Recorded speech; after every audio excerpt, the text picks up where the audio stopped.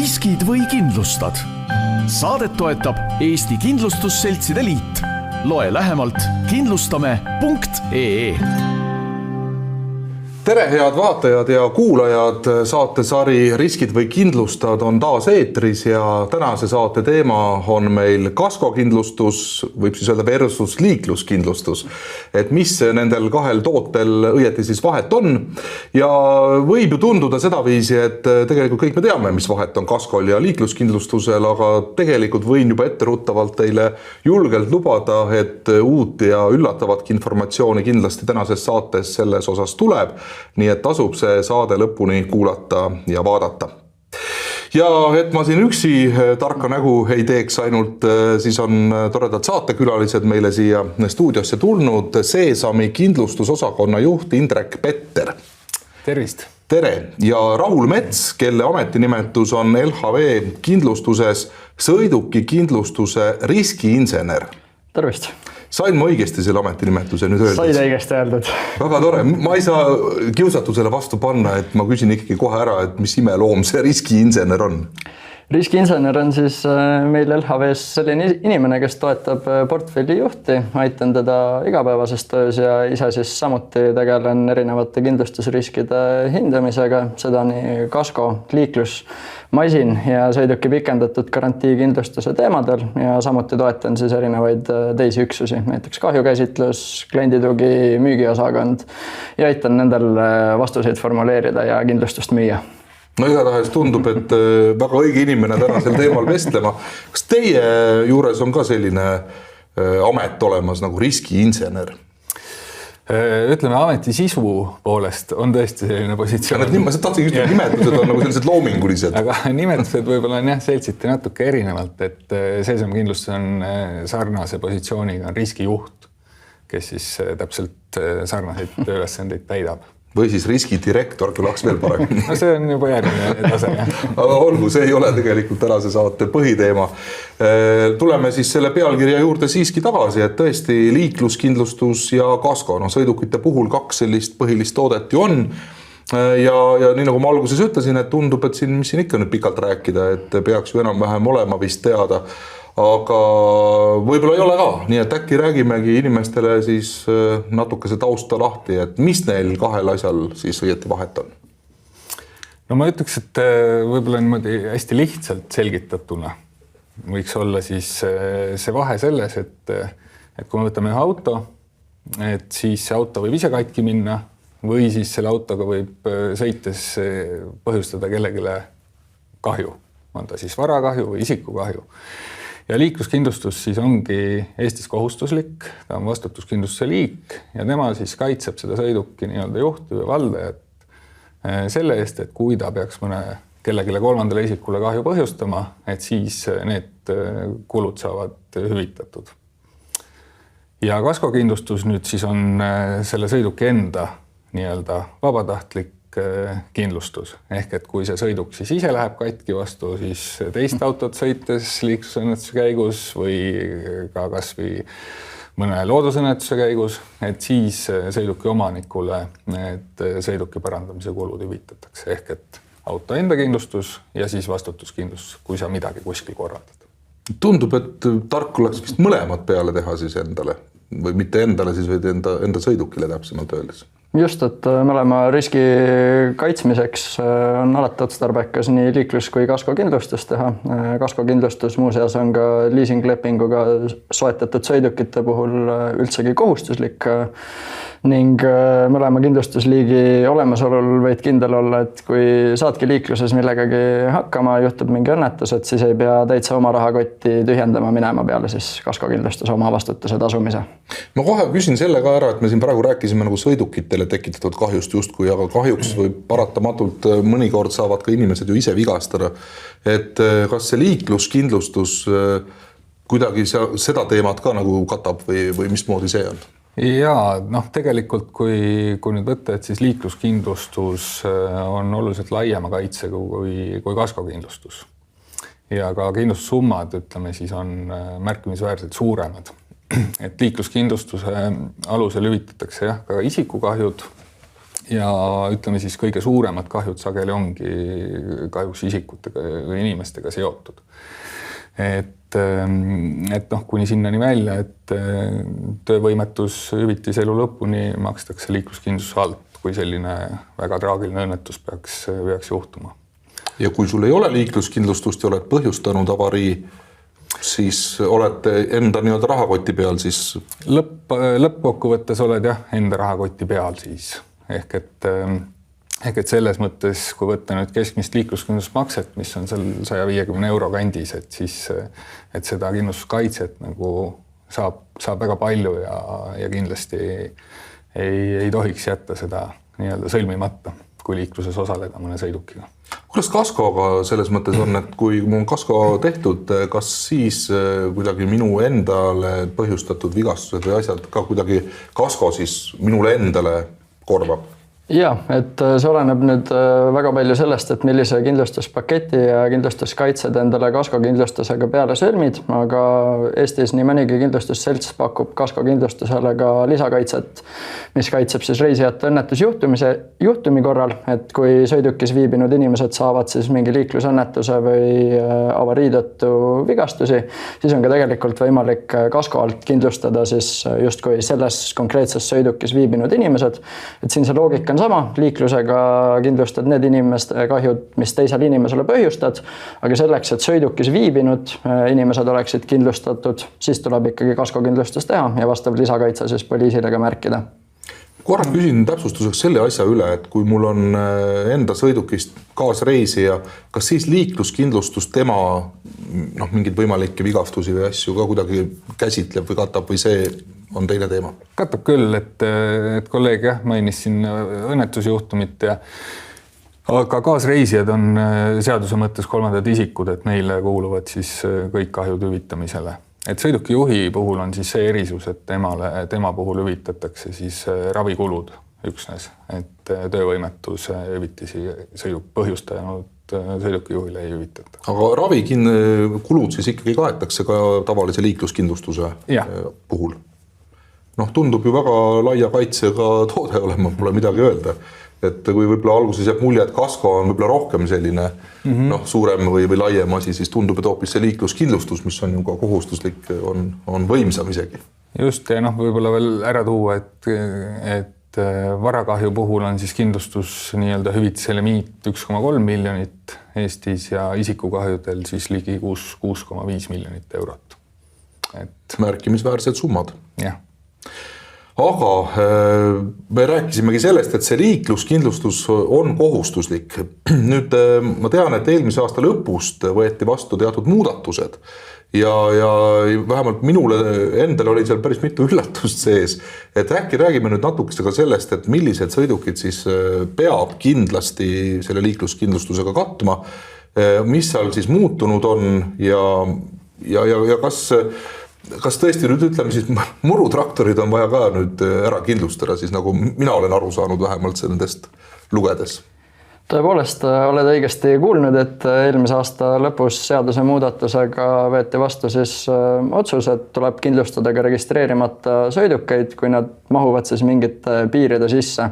Et kas valmistaja kiirus üle 25 kilomeetri tunnis või siis sõiduki mass 25 kilo ja valmistaja kiirus siis üle 14 kilomeetri tunnis.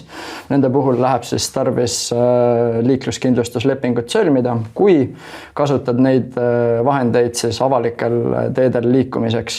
Ja samuti on siis tegelikult seal selline kolmas vahemik, et kui see huvitav sõiduk, millega liikled, läheb üle 25 kilomeetri tunnis, et siis tegelikult tuleb ka ta juba tänapäeval liiklusregistrisse kanda ja alles siis saad liikluskindlustuse poliisi peale sõlmida.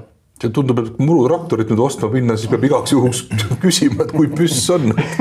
Äkki peab minema tõesti numbrimärki või registrimärki juba taotlema. Et seal on üks erisus, mida siis seadusandja on ette näinud, et kui neid sõidukeid siis ütleme siis kasutatakse kinnisel territooriumil, kuhu siis kolmandad isikud ei saa sattuda või ei satu, sinna hulka kuulub ka näiteks lennujaam või siis ka ütleme maakodus ainult oma hoov, eks ole, et siis seda kindlustuskohustust ei ole. aga üks hea näide jah, just on see, et kui murutraktoriga nüüd siis sõita üle avaliku maantee naabrimehe heinamaad niitma, et siis tegelikult peaks juba liikluskindlustus olemas olema.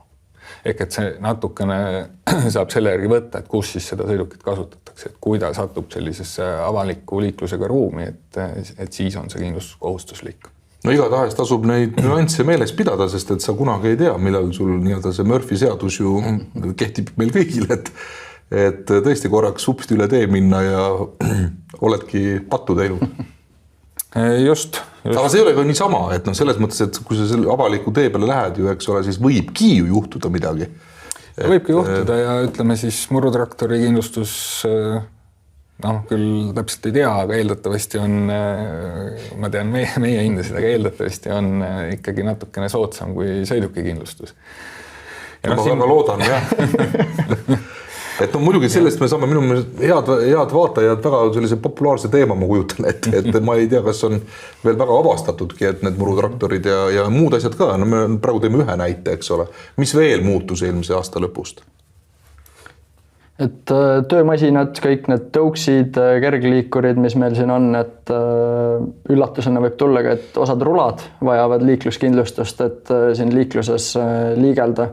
Aga tegelikult kõik need seaded ja masinad ja pillid, mida sa siin liikluses kasutada saad, et nendele liikluskindlustus on mõlemale osapoolele kasulik. Et kui sa peaksidki tõuksiga sõidad hommikul tööle ja sõidad kellelegi autole ühe külje pealt sisse, et päris oma rahakotist neid kahjusi ei taha maksta, et siis liikluskindlustus tuleb ka tegelikult sul kergliikurile kasuks. Nii et need nii-öelda üksrattad ja mis kõik imevidinad tänapäeval välja on mõeldud, et ka need tuleks tegelikult kohustusliku liikluskindlustusega katta. Just, kui nad mahuvad siis nendesse piiridesse, millest siin põgusalt enne mainisime. Ja lisaks ma veel ütleks, et võib-olla natukene suurem segment, mis on laialdasemalt kasutusel, on mootorsaanid ja ATV-d, mis varasemalt on siis olid maastikusõidukid, millel ei olnud kindluskohustust, et need siis kuuluvad ka selle alla. Et ei pääse mitte keegi, vähegi selline abimootoriga toode on siis. Aga tulle sellegi tagasi, et õnneks seda on väga harva juhtunud, aga kui midagi juhtub, et siis tegelikult sellel kasutajal on päris kasulik, et see kindlustus on olemas. No me tõuksidest korraks siin juba rääkisime, on arusaadav, aga on ju ka neid nii-öelda tavalisi jalgratta moodi välja nägevaid asju, millel on ka ju mootorid tänapäeval peal, elektrimootorid, et kas need lähevad ka selle liikluskindlustuse kohustuse alla? Just, et ja sageli tegelikult need kaherattalised jalgratta moodi välja nägevad masinad võivad isegi minna juba selle kohustuse alla, kus need tuleb liiklusregistrisse kanda, sest et suurem masin, rohkem kaalu ja rohkem võimsust, et siis on see, et liiklusregistrisse registreerimine ja liikluskindlustuse poliisi sõlmimine samuti siis selle sõiduki valdajale kohustuslik. Ma usun, et see on väga tähtis tarbija informatsioon, mida me siin praegu edastame, sest ma ei ole üldse kindel, et meil inimesed liiga teadlikud nendest muudatustest on, nii et loodetavasti tänast saadet siis kuulatakse, vaadatakse usinasti ja räägitakse ka sõpradele, sest et kui sa ei tea, siis sa võid juba kohe seadusega pahuks siis minna.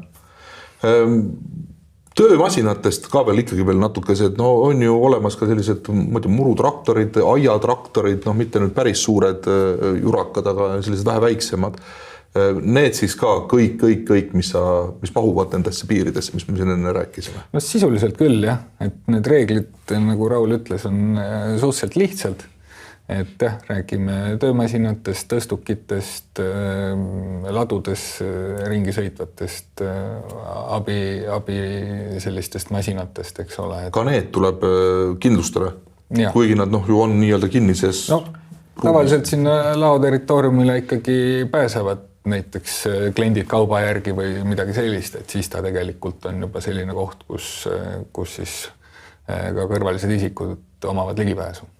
Väga põnev, ma peaks ütlema, et aga siis kui mul koduaed ei ole ka aiaga piiritletud ja ma seda niidan selle muruniidukiga, siis on juba ka võimalus, et sinna keegi ju tuleb. No ma arvan, et mingisugune selline mõistuse hääl ikkagi ju jääb ka ehk alles ja me ei tahaks nüüd, me räägime siin kohustuslikust liikluskindlustusest, eks ole. Tegelikult ju on see ikkagi inimeste endi huvides kõik, et see ei ole nii, et keegi kuri lihtsalt tahab midagi halba teha. Aga sellest kohustuslikust kindlustusest korraks tulles ka kasko juurde, siis kas need kergliikurid, töömasinad ja muud sellised sõidukid, kas neile saab kasko ka peale teha?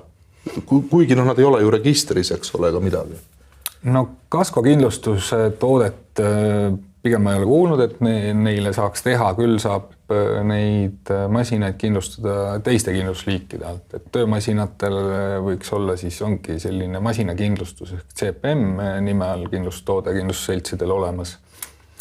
Ja tõuksid üldjuhul siis sageli on kindlustatavad vähemalt mingi summa nii kodukindlustuse nii-öelda alt siis koduse varana. Mulutraktorid ja raiderid ja need siis samamoodi kodukindlustuse kaitse. Ka võimalik kodukindlustusele nagu eraisikutel siis lisada.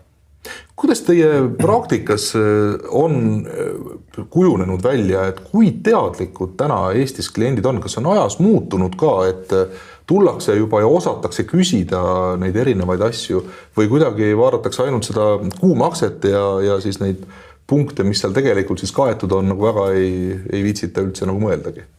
Mina olen siin kindlustusseltsis natukene või kindlustusvaldkonnas siis uuem tegelane justkui, et olen 3,5 aastat sellega kokku puutunud ja alustasin siis kindlustuse klienditoest, kus puutusingi täpselt nende klientide päringute ja asjadega kokku ja tegelikult on ikka kliente küll, kes täitsa teavad, mis lepingut nad sõlmivad ja on need punktid läbi lugenud ja seda on alati positiivne näha, sest kindlustusseltsidena me ise ikka üritame ka läbipaistvaid tingimusi tuua, kõik nüansid välja kirjutada, et hiljem lihtsalt pretensioone pole, et see suhe on ju tegelikult ju kahe osapoolne. Nii et teie vaatest ka ei ole enam liiga palju selgitustööd vaja teha, aga samas tuleb ju inimesi nii-öelda peale ju kogu aeg, uued põlvkonnad. Et... Seda ma ei ütleks, et selline selgitamine ja nõustamine on ikkagi seltsil nagu igapäevatöö osa ja kindlasti ka vajalik, et just välja tuua nii erisusi ja positiivseid pooli, et mida siis tegelikult kindlus ka veel lisaks nendele põhiriskidele katab. Et seal on siiski väike erisus, et kui me nüüd võrdleme täna siis liikluskindlustust ja kaskokindlustust, et tunnetuslikult, kuna liikluskindlustus on turul standardne, et kõik, mis liikluskindlustusega kaetud on, et see tuleneb seadusest, eks ole, ja seltsid seal väga ei erine teineteisest, sest nad pakuvad sarnast toodet või sisuliselt samasugust toodet. Et seal käib ikkagi see valik päris palju hinna järgi on tunne, aga kaskokindlustus kindlasti ongi nüüd erinevad paketid, erinevad kaitsed, erinevad lisavõimalused, et seal on seda selgitustööd oluliselt rohkem teha ja siis ka teatud hinna erinevused on põhjendatud. Ehk et kui klient saab aru, et ta natuke kõrgema hinna eest tegelikult saab oluliselt laiem kaitset, siis ta on nõus seda küll kindlasti tasub. Ma olen ise ikkagi tähele pannud, et kui ma liikluskindlustuse pakkumisi olen võtnud, et ikkagi hinnad natuks erinevad, et päris nii-öelda üks ühele nad kindlasti ei ole, et huvitav, kus see erinevus siis tuleb, et kui see kaitse on seal suhteliselt ju sama, nagu ma olen aru saanud. Et kes rohkem marginaali julge püsida?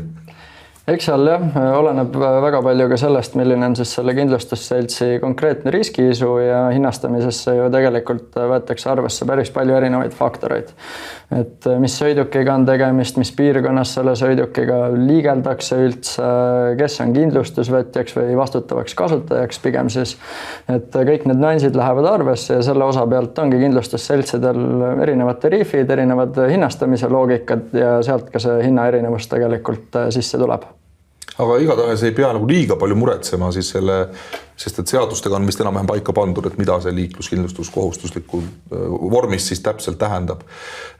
On ka ju tegelikult terve hulk sõidukeid, mis on küll liiklusregistris nii-öelda arvel, aga mida vist ei pea tingimata kindlustama. Oskate te öelda, millised sellised juhtumid on?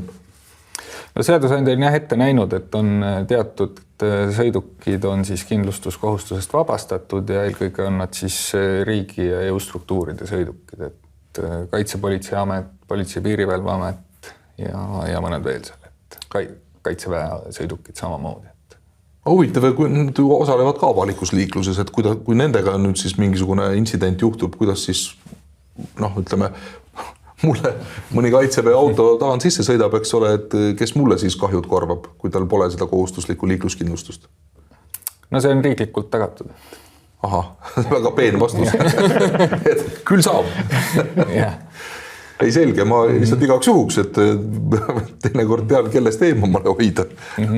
Et nende sõiduki kahjusid käsitlevad ikka kindlustusseltsid, aga lihtsalt lõppastmes siis maksame me kõik selle kinni. Maksame me kõik selle kinni, jah, et tasuta lõunaid ei ole. Ja selle küsimuse juurde tagasi tulles, et mõni liik siis, millel kindlustust olema ei pea, on veel, et teatud juhtudel on siis ka ralliautod sellised, kus kindlustust ei nõuta seaduse kohaselt ja samuti ka siis registrist ajutiselt kustutatud või eemaldatud sõidukid, kus seda liikluskindlustust ei nõuta. Ja tegelikult ka veel see, et 12 kuu jooksul võid olla 12 kuud ilma liikluskindlustuseta ka, kui selle sõidukiga siis ei teki mingit riski kuskil avalikel teedel või teiste liiklejate juures. Mis siis saab, kui see 12 kuud läbi saab? Siis tekib juba sõidukile peale sundkindlustus, mis tuleb siis liikluskindlustuse fondi poolt, kuid seda on alati mõttekas vältida. Et esiteks sundkindlustuse puhul on kahjude korral ka määratletud oma vastutus, mis oli seal 640 euro juures ja samuti ka siis selle kindlustuspoliisi maksumus on märgatavalt kõrgem kui siis tavatingimustel liikluskindlustust soetades. Ja tasub seda kõike meeles pidada. Ma tean, et saadetakse muidugi ka meelde tuletusi päris jõudsalt, et ei tekiks liiga palju olukordi, aga ma kujutan ette, et ikkagi inimesed kas siis unustavad või mingil muul põhjusel ei tee seda. Et siis ühesõnaga ma saan aru, automaatselt registris kanne nii-öelda taastub ja kohe tekib see liikluskindlustuse kohustus pärast seda. Kui ma ise nüüd uuesti ta arvelt maha võtan nii-öelda, siis ma ei pea enam tegema seda liikluskindlustust. Kuidagi austusest mul on ka natuke segaseks see osa jäänud. Jah, et kui sõiduk on registrist kustutatud, et siis kindlustuskohustust ei ole, et sellepärast ongi mõistlik, et kui on teada, et tõesti sõidukit kindlasti ei kasutata, on ta pigem mõistlik registrist kustutada.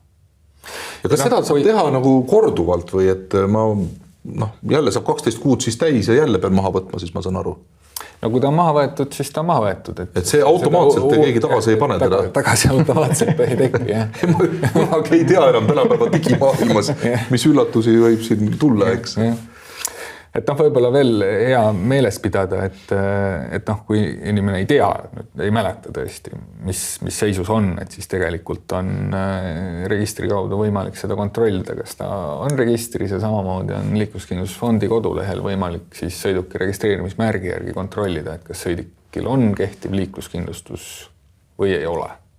Kus kohas täpselt seda saab vaadata, äkki ütleme ära ka, et siis inimesed teavad? LKF.ee vist on kõige turvalisem valik selle koha pealt. Et seal on kohe esilehel on suur nupp, et kontrolli liikluskindlustus siit või midagi taolist ja siis sealt saab igaüks siis ise kontrollida. Ja selle 12 kuu ja selle arvele võtmisega ka ikkagi, et ma saan aru, et on olemas selline mõiste ka nagu ju ajutine arvelt maha võtmine. Et mis neil vahet siis on ajutisel ja mis see teine variant on see, et ma võtan ta arvelt maha ja siis ma enam teda nii-öelda tagasi registrisse panna ei saagi või? Ajutine registrikanne on siis pigem see, kus peadki natukene seda digimaailma kartma, kus keegi selle tagasi registrisse topib. Just. Ma teadsin, et siin on mingi konks. Ehk ajutise registrikande lõpetamisega siis ongi see, et seal ongi määratletud tegelikult selle kande siis lõppkuupäev, millal see sõiduk taas registrisse ilmub. Küll aga konkreetse siis registrikande või sõiduki registrist eemaldamise puhul seda lõppkuupäeva ei ole. Seal ongi 2 erinevat sellist tüüpi, kuidas sa saad sõiduki siis registrist maha võtta ja olenevalt sellest, kas tuleb tagasi või ei tule tagasi. Aga ise tagasi panna ma saan mõlemal juhul, et selles mõttes ei jää igaveseks, et teen oma vana sõiduki korda ja siis tahan ikkagi taga liiklusesse ju minna, et siis ma saaks uuesti registrisse panna kindlustused ülevaatused, nagu see asi käib. Just, ja ajutise registrikande puhul on samuti see, et kui see lõppkuupäev isegi jääb nüüd täitsa 6 kuud eemale, aga suutsid omal auto garaažis juba täna korda teha, et siis ka tegelikult selle kande saab varem ära tühistada ning taas sõiduki registrisse kanda, et sellega liigelda.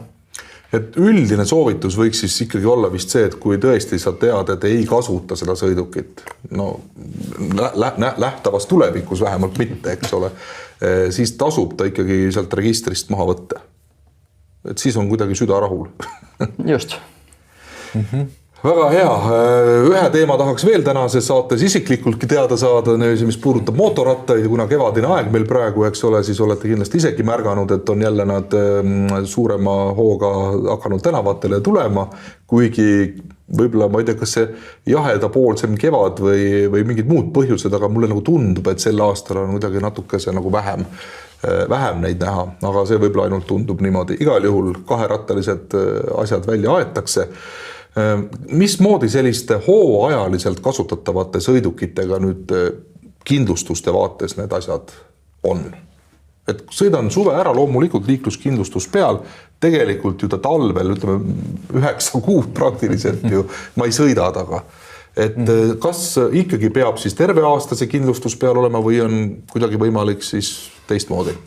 No see on nüüd ütleme jah, see võimalus on sõlmida liikluskindlustust ka kuu kaupa, eks ole, või 3 kuu kaupa või 6 kuu kaupa vastavalt siis, kuidas seda inimene soovib kasutada, eks ole, ja siis tegelikult peale seda tekibki see 12-kuuline nii-öelda periood, eks ole, kus siis inimene ise peab tagama, et selle sõidukiga liikluses ei osaleta ja siis ta saab seda hoiustada kuskil.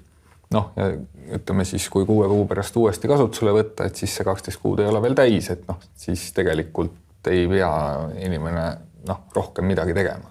Et ainus kohustus on siis tagada, et ta mingil juhul sinna liiklusesse ei satuks. Arvelt maha ei pea võtma siis nii-öelda ega midagi sellist radikaalsemat ette võtma.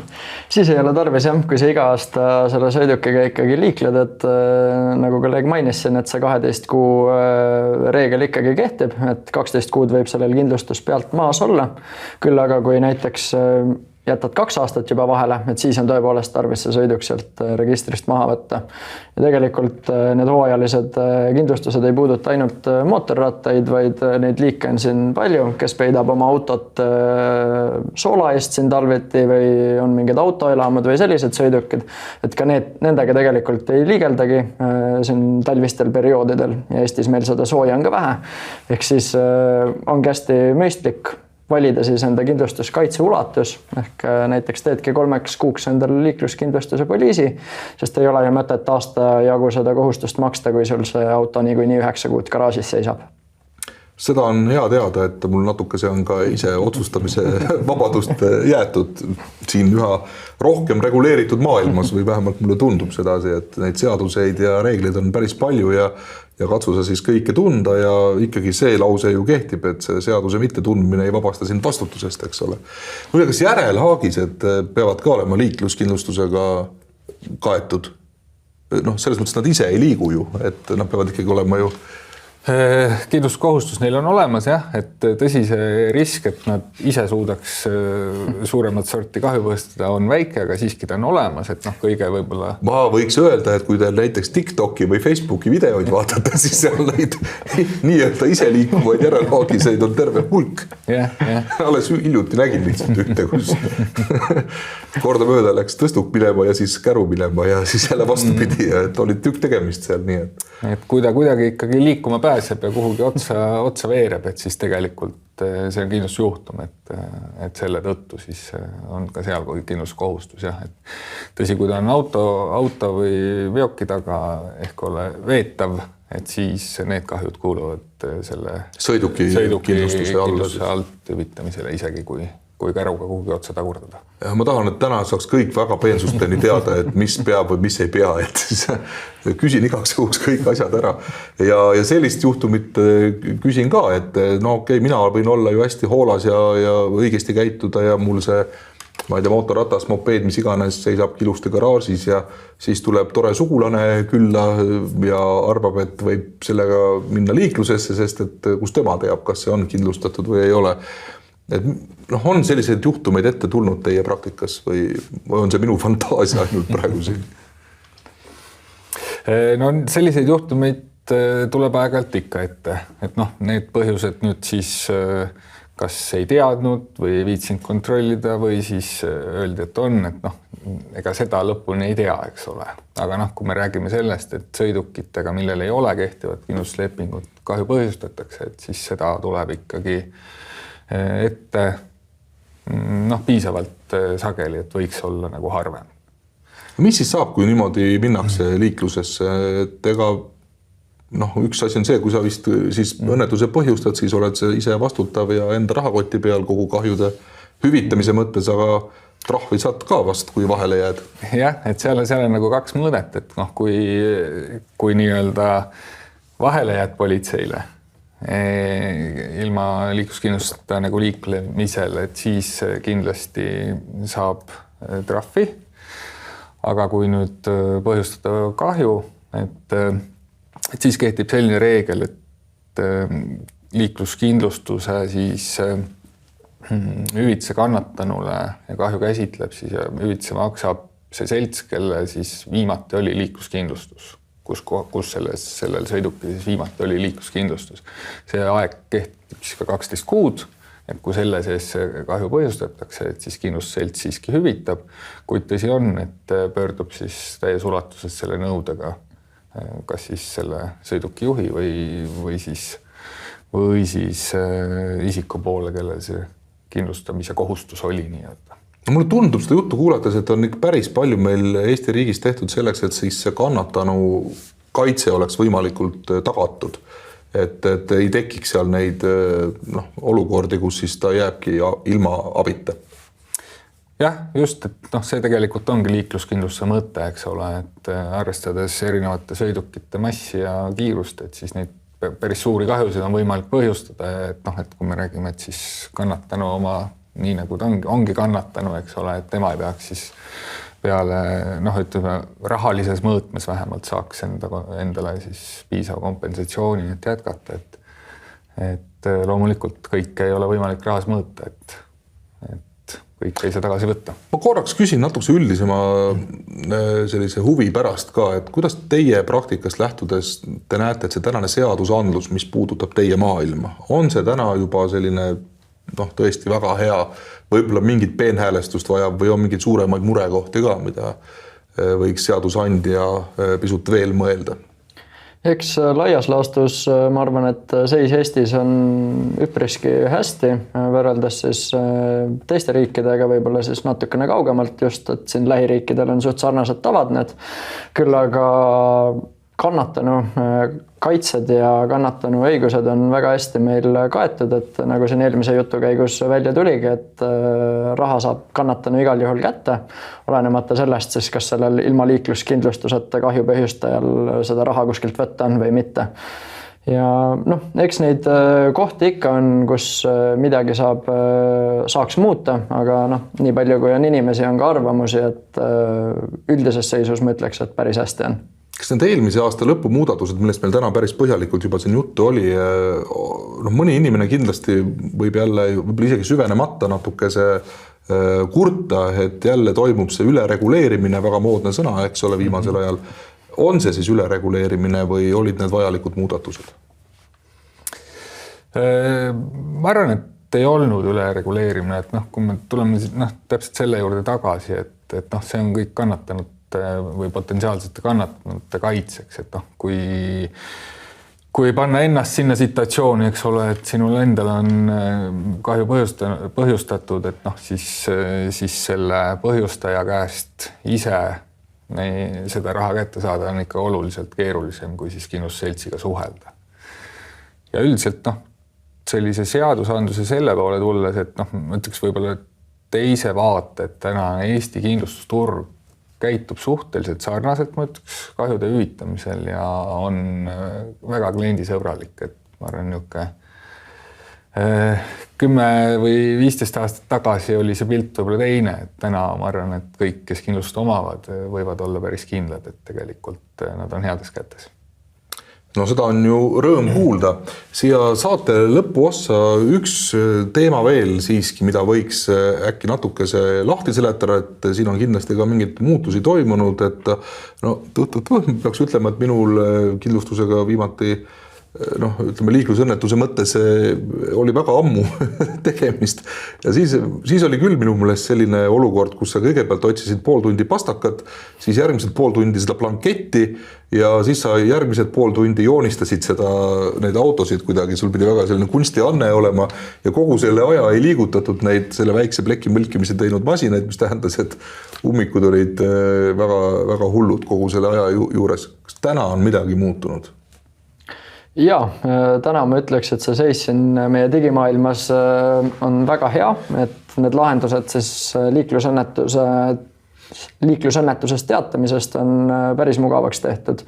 Et selline veebilehekülg nagu avarii.ee, kuhu siis peamiselt esitatakse liikluskindlustuse kahjusi, osade seltside poolt ka siis kaskokindlustuse kahjusi, on võimalik siis kahel osapoolel ühtne dokument täita, mis automaatselt edastatakse siis ka kindlustusandjatele. Sealt on võimalik kuulda nii audio teel neid nõuandeid, kuidas kahjuteadet esitada, sealt on võimalik näha pilte kõik ja tekste, et sinna ongi võimalik siis pildistada üles avarii, kirjutada juurde selgitused, jagada kontaktandmeid ja kiirelt siis see tee vabastada ja vältida ummikuid. Mida soovitada nendele inimestele, kes sellisesse kergemasse pleki mõlkimisse ummikutes tavaliselt need juhtuvad, et tasub kindlasti nüüd siis oodata politsei saabumist ja hoida kogu seda liiklust kinni või tõesti saab natuke see lihtsamalt? Kindlasti saab lihtsamalt ja politseid ei ole mõtet tülitada tegelikult sellise väikse asja pärast, kui tõesti on tegemist pleki mõlkimisega. Et kindlasti erisus on see, et kui liiklusõnnetuses on inimkannatanud, et siis kindlasti tuleb politseid sellest teavitada. Aga kui me räägime nüüd sellisest lihtsamast, kergemast avariist, et nagu Raul ütles, et on avarii.ee selline võimalus, kus siis mõlemad osapooled saavad enda andmed sisestada ja siis teated kindlustusseltsidele laiali saata. Ja mis on väga oluline tänapäeval lihtsasti teostav on tegelikult, et teha natukene rohkem võib-olla fotosid sealt sündmuskohalt. Nii sõidukitest, kuidas nad paiknevad ja natuke ümbrusest ka, et milline see liikluskorraldus oli. Ja tegelikult siis võib enam-vähem vabastada, sest et kindlustusseltsides on küllaltki professionaalsed kahjukäsitlejad, kes suudavad kahe inimese seletuse ja nende fotode pealt adekvaatselt hinnata, et mis siis juhtus ja kes siis nii-öelda selle õnnetuse põhjustamisest vastutav on. Kunagi vist oli selline reegel, et kui ei jõutud kokkuleppele, et kes siis süüdi on, et siis ikkagi pidid selle politsei ära ootama või praegu ei pea enam, et teeme need tõendusmaterjali ära ja pärast siis keegi kohtunik ütleb, et kes on ja kes ei ole. See täna tõesti nii on, et ega ta varasemalt oli ka, ütleme, kindlustusseltsil oli õigus ise hinnata seda vastutuse ulatust, et ja täna ta selliselt toimib, ma arvan, minu meelest siin turul tegelikult väga suuri probleeme sellega ei ole ja ma arvangi, et ongi mõistlik, et politsei tegeleb olulisemate asjadega. Kas kasko juhtumid on see veebisait avarii.ee kehtib nende puhul ka või see on ainult liikluskindlustuse teema? Avarii.ee peamiselt kehtib liikluskindlustuse põhjal, aga meil siin turul on 2 kindlustusseltsi, kes saavad ka kaskokindlustuse teateid sinna edastada. Aga kaskokindlustuse puhul selles suhtes see loogika on sama, et pildista kõik üles, tee pigem rohkem kui vähem, et kindlustusseltsil oleks võimalik kahju siis adekvaatselt hinnata, aga peamiselt täna ta käib siis vastava seltsi kodulehe kaudu. Et see kindlustusandja, kes kaskokindlustuse leping on peale sõlminud, et nende kodulehel on tavaliselt võimalik ka seda kahjuteadet mugavalt esitada. Ja täna meil on juba ju kõik mobiiliäpid erinevatel seltsidel ja kõik sellised kohad ka, kust on võimalik neid pilte saata ja raha nõuda. Ma olen tähele pannud, et tänapäeval ei pea ise pilte enam tegemagi, sest et enne kui sa ise jõuad foto ära teha, oled sa juba Õhtulehes selle avariiga. Et selles mõttes see on mureta lugu, et fotomaterjali jagub, nii et vähe pole. Kuulge, aga see saate lõppu, suvi tuleb ka ikkagi, ma väga loodan, koos siis suvise ilmaga meile ja inimesed kindlasti lähevad puhkuste ajal autoga reisima näiteks. Mida nendele autoga reisile minevatele inimestele võiks tänasel hetkel südamele panna? Autoga reisides võib-olla on mõistlik võtta kaasa siis väljatrükk enda liikluskindlustuse poliisist. ehk et ja noh, see on niisugune rahvusvaheline standard, vanasti ta oli rohelise kaardi nime all, kes mis enam vist nagu otseses mõttes roheline ei pruugi olla. Roheline ei pruugi olla, ja ei peagi olema, aga seal on informatsioon siis kindlustuspoliisi kehtivuse kohta ja nende riikide kohta, kus see kehtib. Et seda peaks siis üle vaatama, et see kaasa võtta ja noh, Eesti inimesele ma soovitan võtta kaasa ka juhiload, et mida me siin Eestis sageli kaasas ei kanna. No Eestis sees sõites vist ei ole vaja ei juhiluba ega ka kindlustuspoliisi paberi peal ju kaasas kanda, et meil on just. See aga kui juba lõunanaabrite juurde minna, siis et seal juba võidakse küsida. Ma võin omast kogemusest öelda, et me siin räägime küll, et ei pea enam roheline olema see roheline kaart nii-öelda ja asjad, aga ma soovitaks, kui teil vähegi on rohelist paberit, printida see siiski rohelise peale, sest et on mõnikord juhtunud teatud riikides, teatuid korrakaitsjaid, kes ütlevad, et sul ei ole see roheline ja siis vaidle nendega. Et lihtsam on rohelisele paberile see teha, et noh, lihtsalt tahan sinna jõuda, et lisaks nendele liikluskindlustustele ja kaskodele ja muudele asjadele tasub reisima minnes ka natukese selle kohaliku kultuuri ja tavasid ja selliseid asju ka endale selgeks teha. Absoluutselt. Ja noh, reisile minnes, isegi ka autoga minnes on mõistlik sõlmida kindlasti ka reisikindlustus. Seda kindlasti. Katab veel teisi riske ja ka meditsiiniabi, eks ole, ja mis tegelikult reisil kõik võib juhtuda. Just, ja see dokumentatsioon selles suhtes reisil on alati otstarbekas peale või kaasa võtta, et see vähendab kindlasti peavalu, kui peaks midagi esinema, et ka selle teise riigi korrakaitsjal on märksa lihtsam seda juhtumit lahendada, kui tal on olemas vajaminev dokumentatsioon just siis mingi põhjustajalt, et oled kuskil kiirust ületanud, et siis ole valmis esitama ka oma juhiluba ja roheline kaart või siis kindlustuspoliis, et lihtsalt selle trahvi kiiremini kätte saaksid ja oma teega edasi saaksid minna. Jah, ja tänapäeva nii-öelda digimaailmas on paljud asjad ju sul selles mobiiltelefonis, eks ole, tahad sealt näidata, aga kus juhtub tühi näiteks olema või lihtsalt katki mingisugusel põhjusel, eks ole, et noh, siis paberit on võib-olla ikkagi kuidagi turvalisem igaks juhuks. Just kindel aegkasse. Backupiks hoida. Väga tore, mina sain siit terve hulga igasuguseid põnevaid asju ja lähen oma muruniidukit üle vaatama kohe, et naabrile ütlen, et kõik sinu juurde ma enam ei tule, sest et see avalik tee jääb meie vahele paraku ja midagi teha ei ole. Ei, see oli nali tegelikult, et küll me kokkuleppele ja lahenduse leiame seal. Kas teil on midagi siia saate lõppu, mida te tingimata veel tahate siin inimestele öelda praegu siin kevadisel ajal? Või on kõik põhjalikult täna käsitletud? Ma arvan, et sellel teemal sai suhteliselt nagu põhjalikult arutletud, et noh, mina ütleks võib-olla lihtsalt, et arvestage liiklust teineteisega ja sõidame rahulikult. Just, ja täitsa nõus nende väidetega, et ise normaalselt liigelda tekib neid juhtumeid ka vähem. Ja selleks, et oleksid kaitstud, kui need juhtumid ikka toimuvad, siis kindlustage ennast. Väga ilus selline sõnum siia saate lõppu. Aitäh teile Seesami kindlustusosakonna juht Indrek Petter ja Raul Mets LHV kindlustusest sõiduki kindlustuse riskiinsener. Head kuulajad ja vaatajad, selline oli tänane osa siis sarjast Riskid või kindlustad. Loodetavasti saite ka teie siit palju huvitavat ja kasulikku informatsiooni. Ja nagu aastakümneid on ka raadioliiklusuudiste lõppu soovitatud turvalist liiklemist. Riskid või kindlustad? Saadet toetab Eesti Kindlustusseltside Liit. Loe lähemalt kindlustame.ee.